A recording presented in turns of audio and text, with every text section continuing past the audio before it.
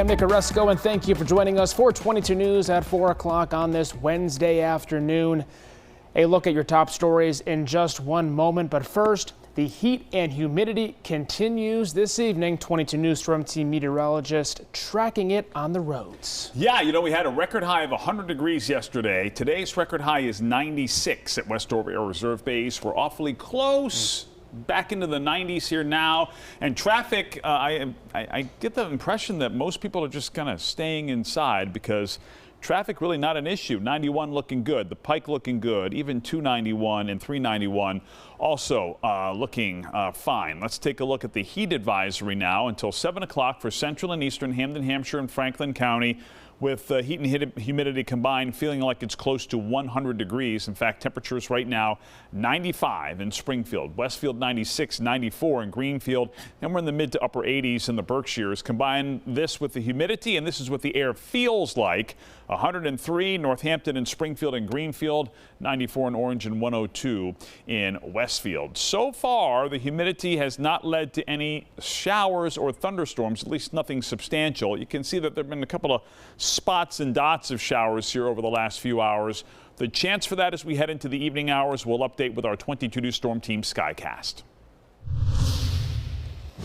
The Hampden County District Attorney is urging caution after a surge in serious crashes since the start of this year. According to the DA, there have been 42 serious motor vehicle incidents as of June 24th. 28 of those have resulted in death. Hampden County is averaging 1.6 serious incidents per week, and if that trend continues, the DA said this year's deadly motor vehicle incidents could surpass totals in recent years. They're reminding drivers to put down their phones, obey speed limits and traffic signals, and be on the lookout for bicyclists, motorcyclists, and pedestrians. The fragile ceasefire between Israel and Iran appears to be holding after a rocky start. President Trump helped negotiate the ceasefire and told reporters it was going, quote, very well. The Iranian parliament has agreed to fast-track a proposal that would effectively stop the country's cooperation with the International Atomic Energy Agency, the UN nuclear watchdog. Iran's foreign ministry confirms that nuclear facilities were badly damaged in the U.S. strikes over the weekend. Israel claims Iran's ability to develop nuclear weapons was set back by years. Karen Reed's defense attorney, Alan Jackson, has issued a statement in response to last week's verdict. Today marks 1 week since a jury found Karen Reed not guilty in the death of her boyfriend, Boston police officer John O'Keefe. Jackson released a statement Tuesday blasting Special Prosecutor Hank Brennan. Jackson saying in part, quote, "A prosecutor should support the legitimacy of the justice system and promote public confidence in its operations. Openly attacking a jury's verdict because he disagrees with it undermines that centuries-old edict." Now, Reed still faces a civil suit in connection with O'Keefe's death. The State Education Board has voted to pass new regulations around the use of controversial timeout rooms in schools. According to the Boston Globe, timeouts can only take place in an unlocked setting from which the student is permitted to leave. Any room used for a timeout must be an appropriate size and for a student and have adequate lighting and ventilation. Schools will be able to legally practice seclusion if a student's behavior poses a threat to themselves or others, but only with prior consent from the child's parents and medical provider. The new regulations go into effect in the 2026-27 school year. More heat and humidity today, but luckily, Brian, we do have some significant relief on the way. Yeah, big time relief tomorrow and Friday for that matter as well. Let's take a look with our 22 News Storm Team forecast. Temperatures right now, not as hot as they were at this time yesterday, but once you get above 90, does it really make a huge difference? 95 now, Springfield, 96 in Westfield, 93 in Northampton, 94 in Greenfield. Let's look ahead with the 22 News Storm Team temperature cast. Temperatures this evening will will be falling through the 90s and in through the 80s as well. In fact, by midnight, actually this is 10 o'clock tonight, temperatures will be in the upper 70s to around 80 degrees.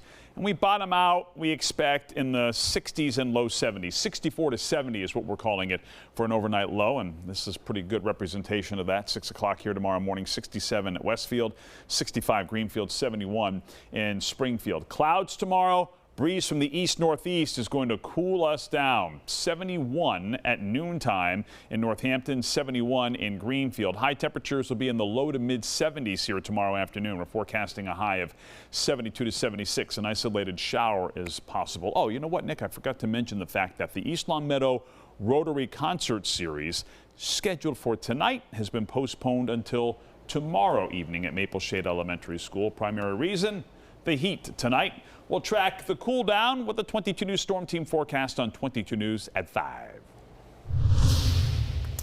Closing arguments will take place tomorrow in Sean Diddy Combs' sex trafficking trial. The U.S. government rested its case against Diddy on Tuesday, and then exactly 2 hours later, so did his defense team. Federal prosecutors called 34 witnesses across more than 6 weeks. The jury got a break today while the judge and lawyers met to hash out instructions for the 12-person panel. Combs has pleaded not guilty. There's just 1 week left to file a claim in Apple's $95 million lawsuit settlement. In January, Apple agreed to resolve a 5-year-old lawsuit involving allegations that it secretly activated Siri to record conversations for more than a decade. People who owned or purchased a Siri-enabled device between September of 2014 and December of 2024 may be eligible. The deadline to file a claim is July 2nd. A final federal judge approval hearing for the settlement is scheduled for August 1st. The 2025 NBA Draft gets underway tonight. Dallas won the lottery in May, landing first dibs at Duke prospect Cooper Flagg. Flagg has been the top prospect of this class for several years, but unlike last year's class, the pool of talent beyond Flagg is much more appealing. Round 1 of the draft kicks off tonight at 8 o'clock. The second round is set for tomorrow night, also at 8.